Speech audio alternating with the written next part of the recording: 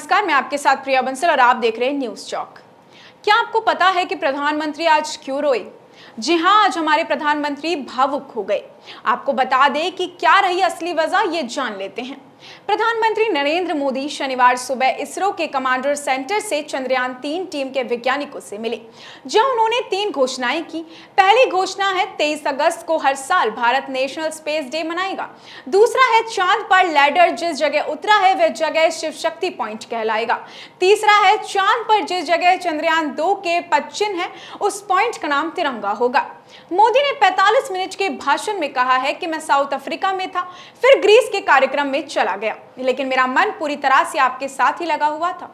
मेरा मन कह रहा था कि आपको नमन करूं, लेकिन मैं भारत में रोते हुए मन से और गला भर गया था उनका ये कहते हुए भारत में आते ही जल्द से जल्द आपके दर्शन करना चाहता हूं।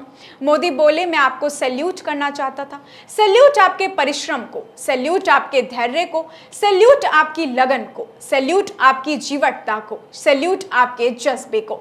और यही कहते कहते हमारे प्रधानमंत्री मंच पर भावुक हो गए, उनका गला भर आया। इसके बाद में शनिवार दोपहर पीएम मोदी बेंगलुरु से दिल्ली पहुंचे, जहां उन्होंने पालम एयरपोर्ट पर एक जनसभा को संबोधित भी किया। प्रधानमंत्री सुबह 7:30 पर बेंगलुरु के इसरो के कमांड सेंटर पहुंचे। यहां से चंद्रयान-3 की टीम के वैज्ञानिकों से मिले।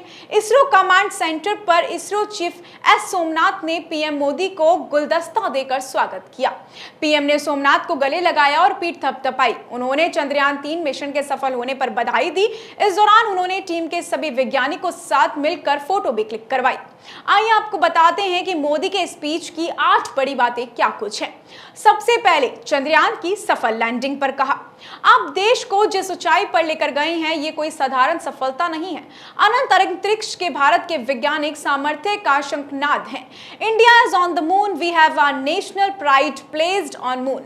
हम वहां पहुंचे जहां कोई नहीं पहुंचा है। हमने वो किया जो पहले कभी किसी ने नहीं किया था। ये आज का भारत है, निर्भीक भारत है, जुझारू भारत है। ये वो भारत है जो नया सोचता है, नई तरीके से सोचता है, जो डॉग जोन में भी जाकर दुनिया की रोशनी की किरण फैला देता है। वैज्ञानिकों की सराहना में मेरी आंखों के सामने 23 अगस्त को वो दिन, वो एक सेकेंड बार बार घूम रहा था जब टचडाउन कंफर्म हुआ है। जिस तरह देश में लोग उछल पड़े वो दृश्य कौन भूल सकता है। वो पल अमर हो गया है। वो पल इस सदी के प्रेरणादायक पलों में से एक है। हर भारतीय को लग रहा था कि विजय उसकी अपनी है।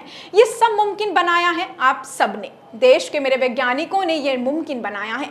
मैं आप सबका जितना गुणगान करूं वो कम है, मैं आपकी जितनी सराहना करूं वो कम है। विक्रम लैंडर और साथ में प्रज्ञान रोवर पर भी प्रधानमंत्री नरेंद्र मोदी ने बात कही है। उन्होंने कहा, साथियों, मैंने वो फोटो देखी जिसमें हमारे मून लैंडर ने अंगद की तरह चंद्रमा पर मजबूती से अपना पैर जमाया। एक तरफ विक्रम का विश्वास है तो दूसरी तरफ प्रज्ञान का परिक्रम है। हमारा प्रज्ञान चंद्रमा पर अपने पदचिन्ह छोड़ रहा है। मानव सभ्यता में पहली बार धरती के लाखों साल के इतिहास में उस स्थान की तस्वीर मानव अपनी आंखों से देख रहा है। यह तस्वीर दुनिया को दिखाने का काम भारत ने किया है। भारत की साइंटिफिक स्क्रिप्ट पर मोदी ने बात कही।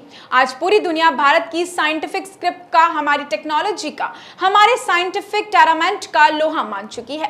हमारा मिशन जिस क्षेत्र को एक्सप्लोर करेगा उससे सभी देशों के लिए मून मिशन के नए रास्ते खुलेंगे।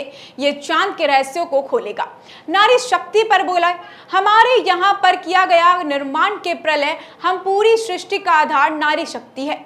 आप सबने देखा है चंद्रयान-3 में देश में हमारी महिला वैज्ञानिकों ने कितनी बड़ी भूमिका निभाई है। चंद्रमा का शिव शक्ति पॉइंट सदियों तक भारत की इस वैज्ञानिक क्षमता का साक्षी बनेगा। यह शिव शक्ति पॉइंट आने वाली पीढ़ियों को प्रेरणा देगा। हमें विज्ञान का उपयोग मानवता के कल्याण के लिए ही करना है। यह हमारा सुप्रीम कमिटमेंट है। 3rd रो से पहली रो तक का सफर के बारे में भी मोदी ने बात कही। आज भारत दुनिया का चौथा ऐसा देश है जिसने चंद्रमा की सतह को छुआ है। एक समय था जब भारत के पास जरूरी तकनीक नहीं थी। हमारी गिनती 3rd में से खड़े देशों में भी हो रही थी। वहां से निकलकर भारत आज दुनिया की 5वीं सबसे बड़े इकोनॉमी बन गया है। आज ट्रेड से लेकर टेक्नोलॉजी तक भारत की गिनती पहली रो में खड़े देशों में होती है। 3rd रो में फ्रंट रो तक आने तक का सफर हमने अहम भूमिका निभाई है। भारत की स्पेस इंडस्ट्री पर भी बात कही। अगले कुछ साल में भारत की स्पेस इंडस्ट्री का $1 मिलियन से $16 मिलियन बन जाएगा। हम लगातार रिफॉर्म कर रहे हैं। आपको जानकर आश्चर्य होगा, पिछले 4 सालों में स्पेस सेंटर के स्टार्टअप की संख्या 4 से बढ़कर 150 हो गई है। अनंत आकाश में अनंत संभावनाएं हैं। 1 सितंबर से माय गवर्नमेंट चंद्रयान को लेकर कंपटीशन लॉन्च करने जा रही है। युवाओं के 2 टास्क के बारे में भी बात कही है, जिसमें पहला टास्क है पुरानी खगोलीय गणनाओं को साइंटिफिक तौर पर साबित करें और भारत के पास विज्ञान के ज्ञान का खजाना है, वे गुलामी में छिप गया था, उसे अब खंगालना है। हमारी युवा पीढ़ी को आज की आधुनिक टेक्नोलॉजी के नए आयाम देना है। आसमान से लेकर समंदर तक करने के लिए बहुत कुछ है। डीप थर्ड के बारे में भी बात कही है। नई पीढ़ी को कंप्यूटर बनाने की बात कही है। मोदी अपने 2 देशों की यात्रा पूरे करने के बाद ग्रीस के सीधे बेंगलुरु पहुंचे और सुबह 6 बजे एयरपोर्ट पर उतरने के बाद उन्होंने लोगों को 10 मिनट का संबोधन किया। उन्होंने जय जवान जय किसान जय विज्ञान का नारा लगाया। इसमें उन्होंने ये जय अनुसंधान का भी नारा जोड़ा है।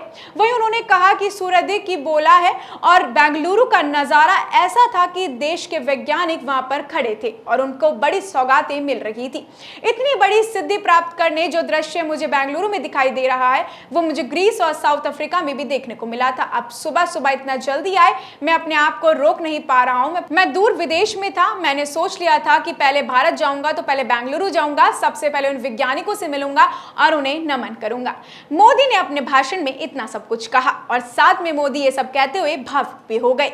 ऐसी और भी तमाम अपडेट्स और जानकारियों के लिए आप बने रहे हमारे चैनल न्यूज चौक के साथ। इजाजत दीजिए, नमस्कार।